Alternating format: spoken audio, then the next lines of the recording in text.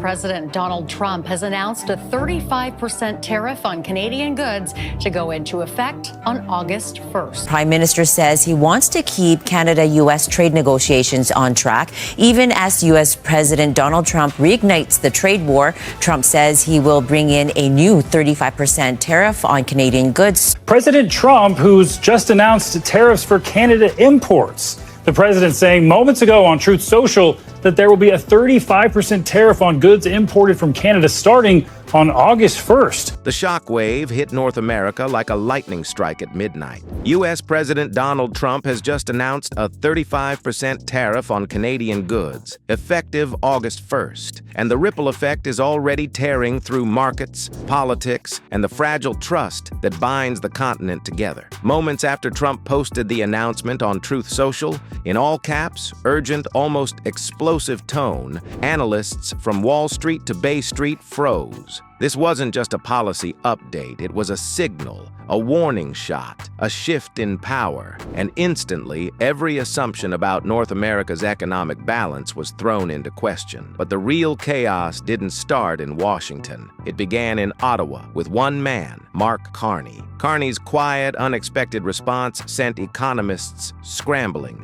Investors who had confidently bet on Canada folding under pressure suddenly realized they may have underestimated something far deeper: the fundamental rules that govern regional influence. For decades, analysts believed that when Washington applied pressure, Canada would simply bend. Not this time. As Trump fired off message after message late at night, early in the morning, sometimes only minutes apart, Carney didn't react with panic or anger or urgency. He reacted with something far more unsettling: absolute calm.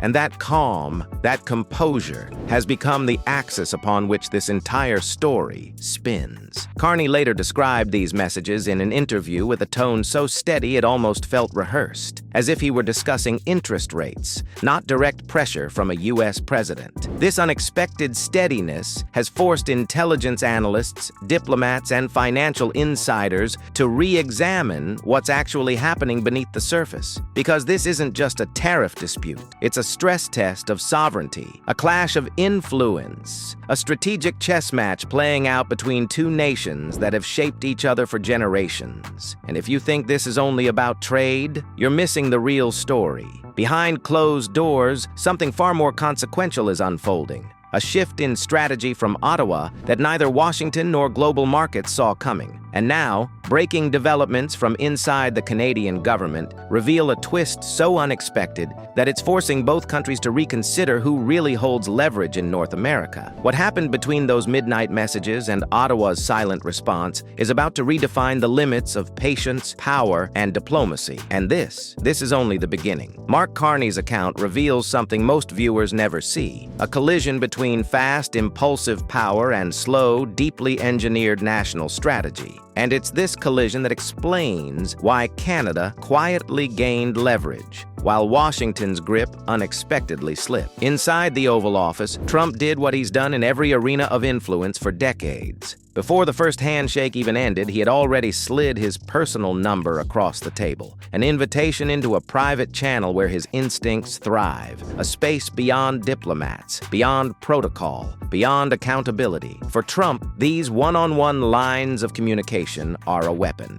Speed is power. Surprise is leverage. If he can bypass procedure, he can bypass resistance. He's used this method in business deals, political alliances, and global negotiations. To him, influence is maximized when the exchange is fast, direct, and unpredictable. But Carney saw the trap instantly. A personal line from a head of state can reshape the negotiation itself. It strips away the protective layers designed to keep national interests insulated from emotional or impulsive demands. It turns a strategic dispute into something dangerously personal. And while Trump fires messages at any hour, midnight, dawn, sometimes minutes apart, believing speed gives him the upper hand. He didn't realize he was running into a system built to absorb the shock. Because unlike Trump's instinct-driven approach, Canadian institutions operate like a machine with decades of preparation behind it. Before a single text is answered, teams of analysts have mapped outcomes, measured risks, and drafted structured responses. His urgency collides with Canada's discipline. His rapid pressure meets their long-range planning. So when Toronto Life asked Carney to explain his method, his answer sliced through every assumption. Canada will not accept a deal that doesn't serve our long-term interests. We want a great outcome for Canada, not a convenient one. It was a line that carried weight far beyond the interview. It signaled that Ottawa's patience would not be traded for market stability. Sovereignty was not on the negotiation table. This shocked observers who misread Carney's calm demeanor during that highly staged Oval Office appearance in October 2025. Cameras, almost all American, filled the room as Trump dominated the moment, shaping it for his audience. Pundits said Carney looked subdued, but they didn't understand the strategy. Trump thrives when conflict becomes content. The louder the clash, the stronger his momentum.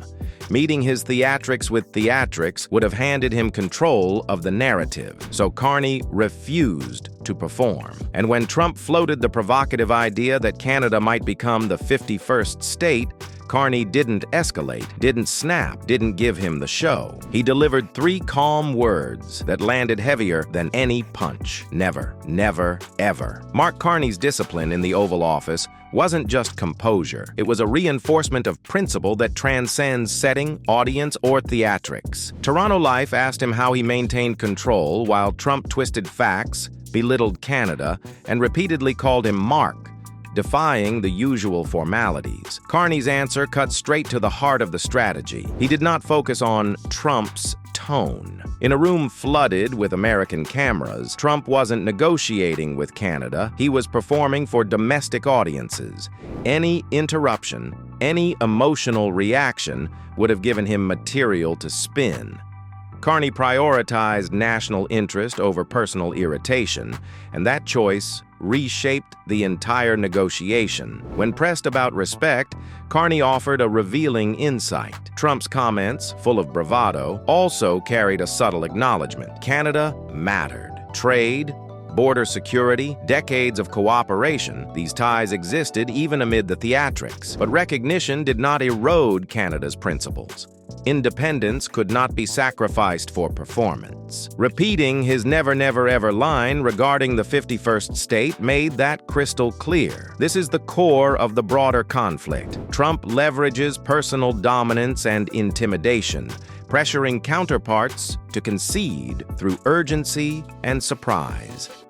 That works on individuals who fear repercussions or rely on personal networks. It fails against a system built on collective decision-making, consultation, and procedural discipline. Pressure on one person cannot break structures designed to protect national stability.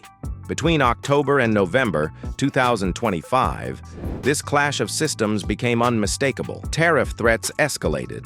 Trump demanded instant decisions. Carney responded within the established Canadian timelines, adhering strictly to consultation, stakeholder input, and institutional rigor. Messages sent at midnight, answered during office hours. Far from weakness, it was calculated power, the ability to refuse to play by someone else's rules. Trump underestimated Carney's preparation, but Carney wasn't a politician thrown into crisis unarmed. His resume spans managing the 2008 financial meltdown, steering the Bank of England through Brexit, and coordinating global policy under extreme pressure. He was trained to withstand shocks far larger than a bilateral trade spat. Trump saw a prime minister. In reality, he faced a system architect, a man who built structures resilient enough to absorb chaos without cracking. Even his motivations stood in sharp contrast to Trump's. Where Trump seeks leverage, Carney's career aimed at public service, a commitment ingrained by family expectations and cultivated over decades. This difference, principle versus self-interest, became the invisible backbone of Canada's strategy, quietly unshakable, even in the eye of a storm. Mark Carney's career has always been guided by one principle: strengthen the nation's institutions. This creates a fundamental clash with Trump's style. One thrives on pressure and speed. The other builds resilience through structure. And in that contrast lies the secret to Canada's strategy. During the interview with Toronto Life, Carney dropped a statement that shook analysts and diplomats alike. The Canada-US relationship will never return to its previous form. Canadians, he explained, have learned a vital lesson. Relying too heavily on a neighbor that can swing wildly from one policy to the next is a risk no nation can afford. This revelation marks a historic pivot in Canadian policy. Trump's tariffs and aggressive rhetoric, designed to pull Canada closer into U.S. influence, did the opposite. Ottawa began diversifying alliances, reducing dependence on a single, unpredictable market. Every threat, every provocative statement only reinforced Canada's drive toward independence. Throughout the conversation, Carney never expressed anger or resentment. His tone remained clear, calm, and deliberate. The message was unmistakable. Canada's actions are strategic, not reactive. Every adjustment responds to the changing landscape of North American power, not to personal slights or theatrics. When the discussion turned to domestic politics, Carney maintained the same professional composure. Asked about Pierre Poilievre, he praised work ethic, discipline, and family values, acknowledging individuals without compromising principle. This mirrors his approach to Trump. Recognize the person, but keep national interest above all else. Carney also reflected on the personal toll of leadership. Disconnecting from constant pressures is nearly impossible. Morning runs provide brief mental space until the real world intrudes at a crosswalk or a notification buzzes.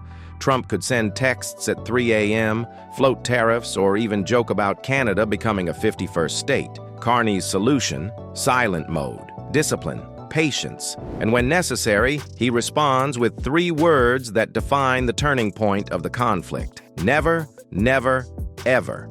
Canadian sovereignty does not bend to noise, theatrics, or urgency. A clear pattern emerges. Trump escalates, Ottawa evaluates. Trump demands immediacy, Ottawa follows timelines. Trump applies personal pressure, Ottawa relies on institutional strategy. The more he pushes, the stronger Canada's independence grows. The larger lesson is unmistakable. Power in North America is shifting.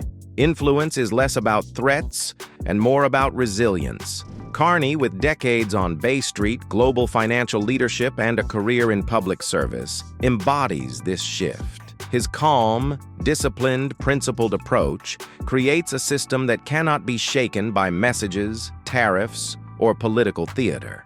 Canada stands firm. Sovereignty remains constant. And in this quiet strength, a new era of North American influence begins.